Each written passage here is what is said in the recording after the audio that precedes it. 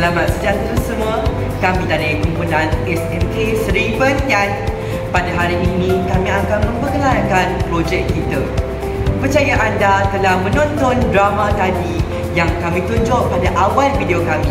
Oleh itu, saya akan memperkenalkan projek kami, iaitu merealisasikan SDG 4 pendidikan berkualiti untuk masa depan, iaitu pengurusan murid kita di dalam bilik darjah yang dinamakan Sound Sense. Oleh itu, saya akan serahkan kepada sahabat saya untuk penerangan seterusnya. Sound Sense merupakan sebuah sistem yang direka khas untuk memantau tahap kebisingan di dalam kelas. Sound Sense dapat melakukan kepentingan kelas yang iris dengan bertandingan kebersihan kelas yang diadakan murid.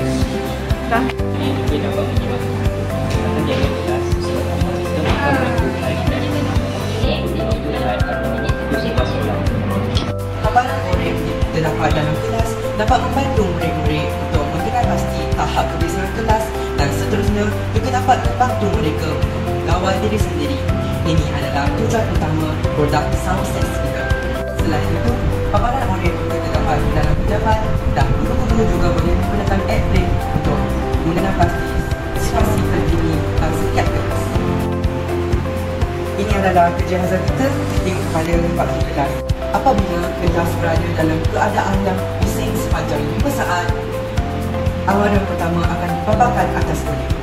Seterusnya, jika murid-murid masih bising sepanjang 15 saat lagi, amaran kedua akan dipaparkan dan baja akan dibunyikan. Jika murid-murid masih bising sepanjang 30 saat, amaran akan terus dihantar ke pejabat supaya unit disiplin dapat membuat tindakan. Tetapi, anda mesti ada persoalan. Jika guru-guru disiplin tidak berada di pejabat, bagaimanakah mereka mendapatkan amaran dan membuat tindakan tersebut? Ini tidak perlu risau sebab guru-guru boleh melalui Telegram untuk mendapatkan amanah dan situasi dalam kelas. Untuk jika guru-guru ingin memberikan perkhidmatan kepada kelas dalam, guru-guru boleh menggunakan paparan murid di dalam kelas supaya menggunakan jangkauan daripada yang dihasilkan oleh siaran.